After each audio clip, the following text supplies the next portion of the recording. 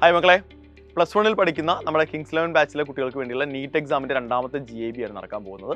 Date നിങ്ങൾക്കറിയാം, September 29-നാണ്. അപ്പോൾ ഏതൊക്കെ ചാപ്റ്ററുകളാണ് നിങ്ങൾ പഠിക്കേണ്ടത് എന്നാണ് പറയാൻ പോകുന്നത്. മക്കളെ, ഫിസിക്സിൽ നമുക്ക് 4 ചാപ്റ്ററുകളാണുള്ളത്. യൂണിറ്റ്സ് ആൻഡ് മെഷർമെൻറ്റ്സ് ഉണ്ട്, motion in a straight line ഉണ്ട്, മോഷൻ ഇൻ എ പ്ലെയിൻ ഉണ്ട്, ലോസ് ഓഫ് മോഷൻ ഉണ്ട്. 4 ചാപ്റ്റേഴ്സ്. കെമിസ്ട്രിയിലേക്ക് നമ്മൾ വരുന്ന സമയത്ത് എഗെയിൻ 4 ചാപ്റ്റേഴ്സ് തന്നെയാണുള്ളത്. Some basic concepts of chemistry, structure of the atom, classification of elements and periodicity in properties and chemical bonding and molecular structure. 4 chapters. ബോട്ടണിയിലും 4 chapters ആണ്. ഏതൊക്കെയാണെന്ന് പറയാം. Biological classification, plant kingdom, morphology of flowering plants and anatomy of flowering plants. സുവോളജിയിലും അതേ 4 ചാപ്റ്ററുകൾ തന്നെയുള്ളത്. Living world ഉണ്ട്, animal kingdom ഉണ്ട്, സ്ട്രക്ചറൽ ഓർഗനൈസേഷൻ ഇൻ അനിമൽസ് ഉണ്ട്, ബയോമോളിക്യൂൾസ് ഉണ്ട്. അപ്പോൾ 16 ചാപ്റ്ററുകൾ അടിപൊളിയായിട്ട് പഠിക്കുക. അപ്പോൾ നിങ്ങൾക്കറിയാം ഓരോ മോക്ക് എക്സാമും എത്രത്തോളം ഇമ്പോർട്ടൻ്റ് ആണ്. ഒരു കോമ്പറ്റേറ്റീവ് പരീക്ഷയ്ക്ക് നമ്മൾ പ്രിപ്പയർ ചെയ്യുമ്പോൾ, പ്രത്യേകിച്ചും നീറ്റ് പോലെ ഒരു കോമ്പറ്റേറ്റീവ് പരീക്ഷ 20 ലക്ഷത്തിലപ്പുറം കുട്ടികളോട് നമ്മൾ കോമ്പീറ്റ് ചെയ്യാൻ പോവുകയാണ്. മക്കളെ, മോക്ക് എക്സാമുകൾ വളരെ ഇമ്പോർട്ടൻ്റ് ആണ്.